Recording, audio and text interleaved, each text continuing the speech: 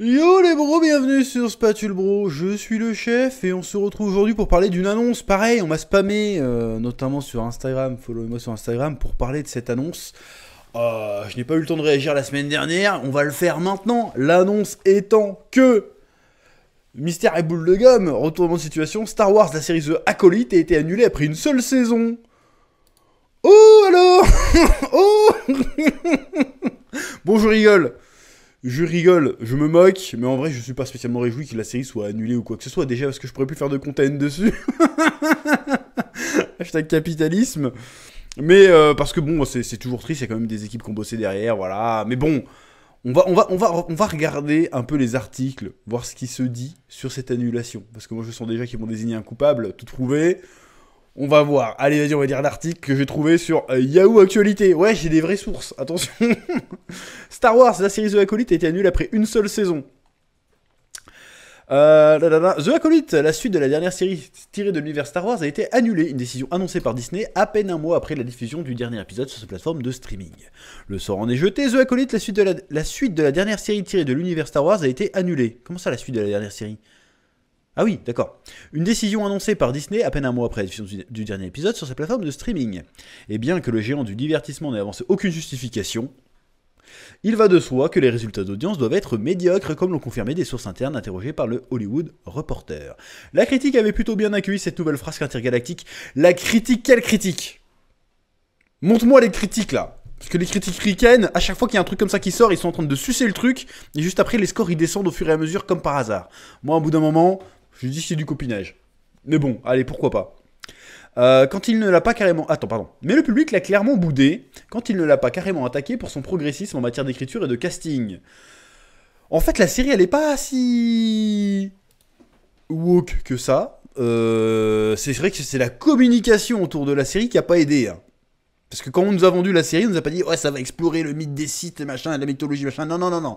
On nous a vendu attention dans le casting, il y a tant et tant qui est non binaire, il y a tant et tant qui est inclusif, il y a tant et tant qui est de telle ou telle origine. Voilà, si tu veux vendre un projet de science-fiction d'univers geek, c'est pas comme ça que tu vas le vendre. Mais ça fait 10 piges qu'on vous le dit en fait. Que c'est pas comme ça que tu vas donner envie aux gens de regarder. Au contraire, ça les répulse la plupart. Ils en ont marre, ils veulent regarder un programme, ils veulent pas regarder un truc bref, une espèce de propagande chelou, tu vois. Donc moi je comprends que les gens ils aient boudé, parce que moi pareil, au bout d'un moment, moi c'est mon métier donc je regarde. Mais les gens lambda, on va dire, quand ils veulent entendre parler d'un truc Star Wars, ils disent attends c'est quoi ça ? Avec des gonzesses, moi je regarde pas. Je sais que c'est con, mais bon, les gens marchent comme ça. Preuve en est, preuve en est. Donc bref, on va suivre la suite, vas-y. En effet, une certaine frange de la toile n'a pas hésité à qualifier la série de woke, que ce soit pour la diversité de son casting ou bien à cause de sa créatrice, Leslie Headland, qui est membre de la communauté LGBT. Alors moi, personnellement, j'en ai rien à foutre qu'elle soit membre de la communauté LGBT. C'est juste qu'elle a vendu la série là-dessus. Tu peux pas reprocher aux gens de te reprocher le truc sur lequel tu vends ta série. Si tu vends ta série là-dessus, c'est sûr qu'ils vont t'attaquer là-dessus. Alors que si tu dis rien sur le sujet et que tu sors juste ta série, bah voilà, regarde, House of the Dragon. House of the Dragon, pourtant il y en a de la représentation à tous les étages. Mais ils vendent pas la série dessus, donc tout le monde s'en fout. Voilà. Peut-être qu'on n'aurait même pas remarqué. Si... Bon, là on aurait vu quand même, mais on aurait peut-être pas remarqué. La plupart des gens auraient peut-être même pas remarqué si t'avais juste sorti le truc sans rien dire. Bah non, vous l'avez sorti comme ça. Enfin bref, mais c'est pas pour ça que votre série a foiré. Hein. Bah en 50-50 on va dire.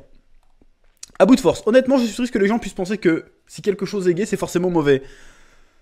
Mais qui a dit ça ? Lors d'un entretien accordé au Hollywood Reporter en juin dernier. Je suis triste qu'un groupe de personnes sur internet puisse démanteler que je sois... Ah merde, il n'y a pas tout entier. Ah vas-y, je dois payer pour suivre la lecture. Putain, vous cassez les couilles. Cassez les couilles les gens. Bref, j'avais un autre article. L'échec de la série The Acolyte ne nous aura probablement pas échappé, malgré l'appui de la saga Star Wars et la promesse non seulement de suivre une époque encore inédite en série ou au cinéma avec celle de la Haute République, ça à mon avis ça va passer aux oubliettes assez vite, mais également d'observer les premiers pas de l'ordre Sith. Rien de tout cela n'aura suffi à appâter le public. Bon déjà ça aurait pas été les premiers pas de l'ordre Sith, hein. Loin de là. Et les audiences en berne d'épisode en épisode auront eu raison de The Acolyte. Disney ne renouvellera pas une saison 2. The Acolyte, jamais entendu parler. Hier, un internaute a affûté, a remarqué la disparition des produits The Acolyte sur la boutique officielle de la firme à la souris.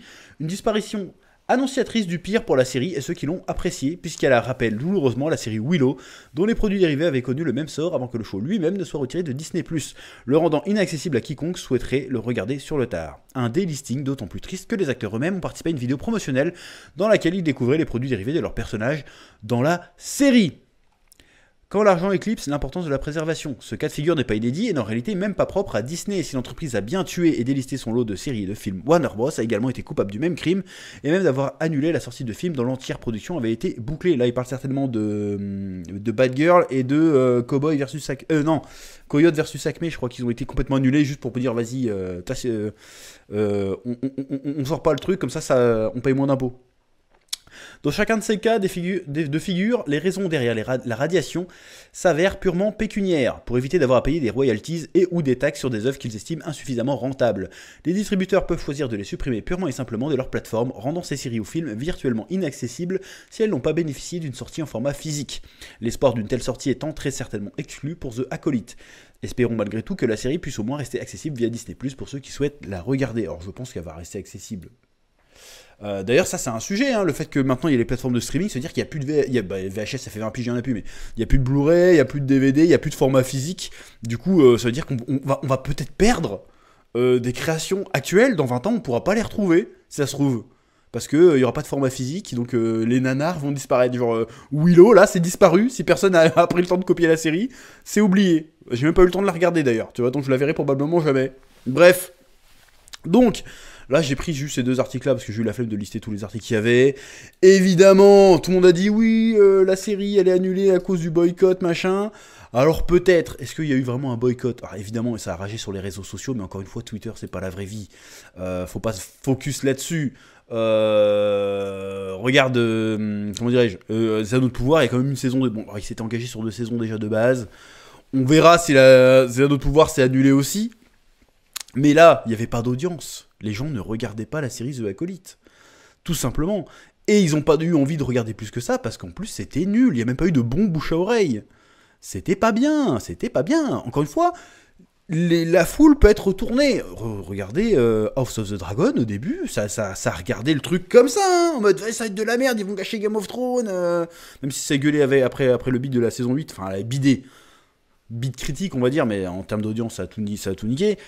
Et finalement, la première saison de House of the Dragon, bon, ça a transformé l'essai et plus personne gueulait sur rien. On disait, non, c'est un banger, c'est trop bien. Et l'audience du premier épisode, entre le dernier épisode, l'audience n'a fait que grimper. Donc c'est possible de retourner la tendance si ton produit, ton œuvre est de qualité. Mais c'est ça le problème, c'est que là, The Acolyte, on n'était pas sur l'œuvre, on était sur du produit. C'est tout. Et vous l'avez vendu très mal. Vous l'avez pas vendu sur l'époque que ça a exploré. Vous l'avez pas vendu sur la mythologie. Vous l'avez vendu sur le côté, ouais, l'inclusion, le machin, l'actrice est non-binaire, machin, bidule chouette. Alors ça, c'est très bien si ça vous fait plaisir. Mais le vendez pas là-dessus. Parce que depuis ces dernières années, bah, systématiquement, c'est devenu, et ça c'est un peu de la faute d'Hollywood, c'est devenu synonyme de divertissement de piètre qualité. Donc les gens, ils ont fait certainement l'amalgame, genre, ah c'est bon, c'est woke, je regarde plus. Donc voilà. Et ça fait combien de temps qu'on vous dit, nous, qu'il faut arrêter ces conneries? On vous dit pas d'arrêter l'inclusion, on vous dit d'arrêter de le vendre là-dessus.